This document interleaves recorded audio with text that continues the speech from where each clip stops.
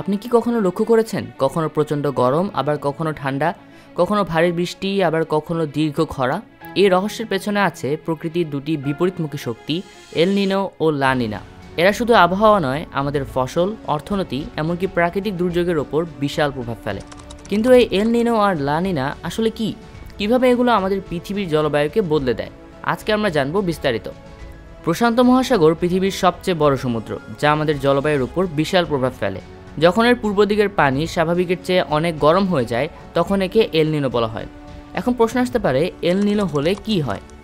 দক্ষিণ আমেরিকার পশ্চিম উপকূলে গরম পানি বাতাসকে আরও উষ্ণ করে তোলে, ফলে সেখানে অতিবৃষ্টি ও বন্যা হয়। কিন্তু প্রশান্ত মহাসাগরের বিপরীত পাশে অস্ট্রেলিয়া ও ইন্দোনেশিয়ায় বৃষ্টি কমে গিয়ে খরা দেখা যায়। পৃথিবীর অন্যান্য অংশেও আবহাওয়া ওলটপালট হয়ে যায়, যেমন ভারত ও বাংলাদেশে স্বাভাবিকের চেয়ে কম বৃষ্টি হয়, ফলে কৃষি ক্ষতিগ্রস্ত হয়। কিছু কিছু অঞ্চলে ঝড়, সাইক্লোন ও দাবদাহ বেড়ে যায়, যা মানুষের জীবনযাত্রার উপর মারাত্মক প্রভাব ফেলে। এল নিনোর কারণে কৃষি, খাদ্য উৎপাদন এমনকি মাছ ধরা পর্যন্ত ক্ষতিগ্রস্ত হয়। এটি বৈশ্বিক অর্থনীতিতেও প্রভাব ফেলে, কারণ আবহাওয়া পরিবর্তন হলে ফসলের দাম বাড়তে পারে। এল নিনোর একদম বিপরীত পরিস্থিতি হচ্ছে লা নিনা। এবার সমুদ্রের পানি স্বাভাবিকের চেয়ে ঠান্ডা হয়ে যায়, ফলে আবহাওয়া পুরো উল্টো দিকে চলে যায়। লা নিনা হলে কি হয়? দক্ষিণ আমেরিকায় খরা দেখা যায়, কারণ সমুদ্রের পানি ঠান্ডা থাকলে সেখানে বাতাস থেকে আর্দ্রতা কমে যায়। অস্ট্রেলিয়া ও ইন্দোনেশিয়ায় প্রচুর বৃষ্টি হয়, ফলে বন্যা দেখা দেয়। বাংলাদেশ ও ভারতের মতো অঞ্চলে বর্ষাকালে অতিরিক্ত বৃষ্টি হয়, যার ফলে নদী ভাঙন ও বন্যা দেখা দিতে পারে। বিশ্বের কিছু অঞ্চলে প্রচণ্ড শীতলতা বাড়ে, বিশেষ করে উত্তর আমেরিকায় তুষার ঝড়ের পরিমাণ বেশি হয়।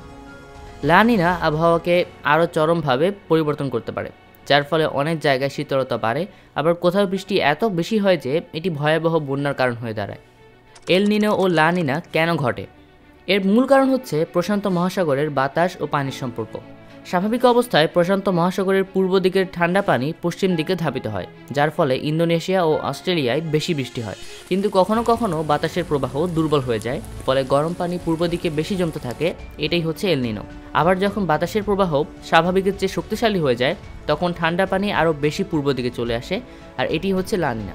এগুলো সাধারণত 3 থেকে 7 বছর পর পর ঘটে এবং প্রতিটি চক্র কয়েক মাস থেকে 1 বছর পর্যন্ত স্থায়ী হতে পারে।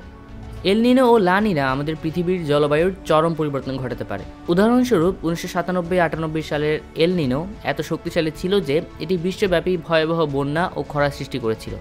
2010-11 সালের লা নিনা বাংলাদেশের মতো অঞ্চলে অতিবৃষ্টির ফলে বন্যা সৃষ্টি করেছিল এবং অস্ট্রেলিয়ায় বড় ধরনের বৃষ্টিপাত ঘটিয়েছিল। সাম্প্রতিক গবেষণা বলছে, জলবায়ুর পরিবর্তনের কারণে এল নিনো ও লা নিনা আরও বেশি শক্তিশালী হয়ে উঠছে, যার ফলে প্রাকৃতিক দুর্যোগের পরিমাণ বাড়ছে। এল নিনো আর লা নিনা আমাদের হাতে নেই, কিন্তু আমরা এদের প্রভাব বুঝতে পারলে আগেভাগে প্রস্তুতি নিতে পারি। কৃষিকাজে পরিবর্তন এনে আমরা খাদ্য সংকট এড়াতে পারি, দুর্যোগপ্রবণ এলাকায় সতর্কতা জোরদার করতে পারি। জলবায়ু পরিবর্তন রোধ করতে আমাদের কার্বন নিঃসরণ হার কমানোর ব্যবস্থা নিতে হবে। প্রকৃতি আমাদের শিখিয়ে দেয় যে সব কিছুই পরস্পরের সাথে যুক্ত, তাই আমাদের দায়িত্ব প্রকৃতিকে বোঝা এবং পরিবেশকে রক্ষা করা।